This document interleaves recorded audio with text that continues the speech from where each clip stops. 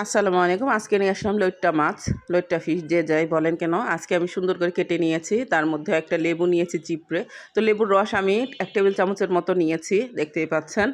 বেশি লেবু দিলে গন্ধটা একটু কমে আসে। তো লেবুর সাথে আমি কিছু আদা রসুন পেস্ট মিশিয়ে নিচ্ছি 1 চামচের মতো। আধা চামচ লবণ হালকা, মানে আমার পরিমাণ মতো দিয়েছি, আপনারা আপনার পরিমাণ মতোই দিবেন। তার মধ্যে একটা স্বাদের রাজা ম্যাগি মশলা দিয়ে দিলাম। তো দেখতেই পাচ্ছেন আমি ভালো মতো মিক্স করে নিচ্ছি। মিক্স করে নিলে অ্যাপ্লাই করতে সুবিধা হয়। তো এটার মধ্যে আমি কিছু গুঁড়ো মরিচ দিয়ে দিচ্ছি একটু ঝাল ঝাল টেস্টটা হওয়ার জন্য। তো দেওয়ার পরে আমি এগুলো ভালো মতো মাছটার মধ্যে মাখিয়ে নেব। তো ভালো মতো মাখিয়ে নেওয়ার জন্য আমি মাছগুলোর উপরে দিয়ে দিচ্ছি। চামচ দিয়ে হয়তো বলতে পারেন কেউ হাত দিয়ে অথবা চামচ দিয়ে, এক একজনের এটা ইচ্ছা। আমি চামচ দিয়ে নেড়ে নিচ্ছি।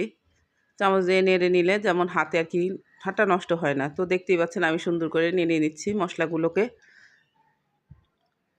নাড়া হয়ে গেছে আমার। তো এগুলো আমি এখন কিছু ময়দার মধ্যে একটু লবণ মিশিয়ে নিয়েছি।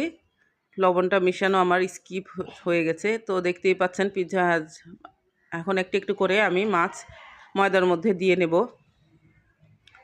ময়দা কোট করে নিব। ময়দা কোট করে নিলে মাছটা একটু মুচমুচে হয়, ক্রাঞ্চি ক্রাঞ্চি হয়। তো এই তো আমি হাত দিয়ে করে নিচ্ছি। এটা তো আর চামচ দিয়ে করা সম্ভব না, তাই হাত দিয়ে করে নিচ্ছি। তো আমি এগুলো এখন একটু একটার মধ্যে পাত্রের মধ্যে রেখে দেব।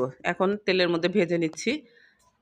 ডুবো তেলে ভাজলে জিনিসটা কুরকুরে হয়, সুন্দর, তাই স্পাইসি হয়। এই তো দেখতেই পাচ্ছেন আমার লইট্টা ফিশগুলো, তার ফ্রাইগুলো। তার মধ্যে আমি কিছু নাগা মরিচ নিয়েছিলাম। তো নাগা আপনি যেভাবে